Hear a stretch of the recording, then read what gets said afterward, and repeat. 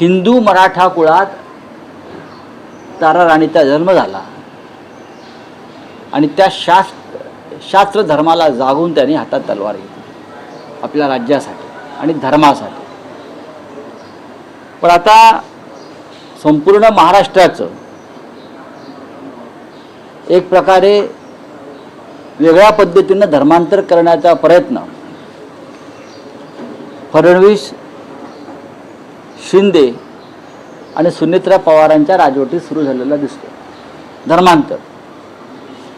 धर्मांतर विरोधी कायदा आणलेला ना आपण महाराष्ट्रात. म्हणजे ते गुलाम आहे तो.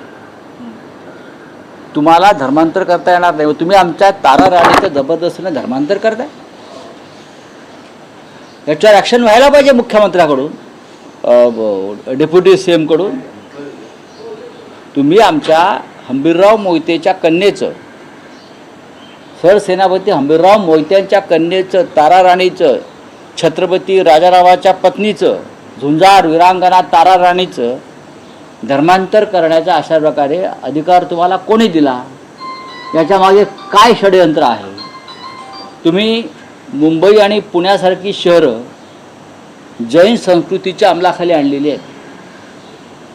सर्वत्र जैन फूड, जैन अमुक, आता जैन हवा, जैन पाणी, जैन माती हे होऊ शकतं या महाराष्ट्रामध्ये. पण तुम्ही आमचे राजे महाराजे, सेनापती, महाराणी यांनाही तुम्ही परस्पर जैन ठरवायला लागलात. म्हणजे तुमची ही विचारधारा आणि विकृती कोणत्या थराला गेलेली आहे? कुठे गेले आता सगळ्या मराठा संघटना? कुठे गेले ते मराठा अस्मितेचे आमचे सगळे सहकारी? तारा राणीविषयी जर अशा प्रकारची वक्तव्य धर्मांतर दाखवणारी होत असतील तर नुसता निषेध करून चालणार नाही. सगळ्यात आधी निषेध हा एकनाथ शिंदे यांचा व्हायला पाहिजे. ते तिकडे उपस्थित होते आणि त्यांनी तिथे साधा बरो काढला नाही. कदाचित त्यांना तारा राणी माहीत नसावा. त्यांनी ताराबेन ऐकला असेल.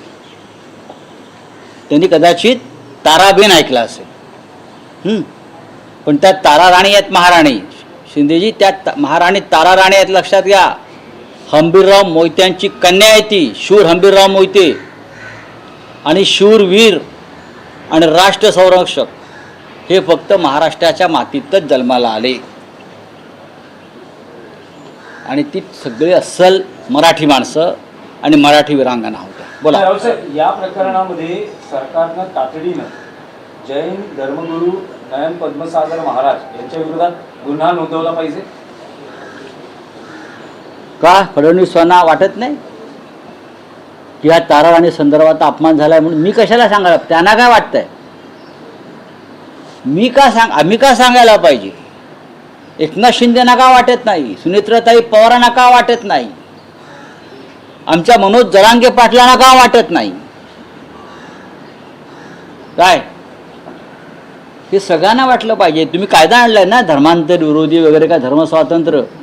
मग ह्या मुनी महाराजांना हे स्वातंत्र्य कोणी दिलं की हंबीरराव मोहित्यांची कन्या महाराणी तारा राणीला परस्पर जैन म्हणून घोषित करण्याचं हा अधिकार दिला कोणी? आणि महाराष्ट्र सरकार हे शंडासारखं बघत राहिलं. आता तुमचे मुख्यमंत्री येतील सांगायला हे खपवून घेणार नाही संजय राऊतांचं वक्तव्य वगैरे. नका घेऊ खपवून, माझ्यावर गुन्हा दाखल करा. मी बोलतोय हा मराठी माणसाचा, महाराष्ट्राचा, मराठा साम्राज्याचा अपमान आहे.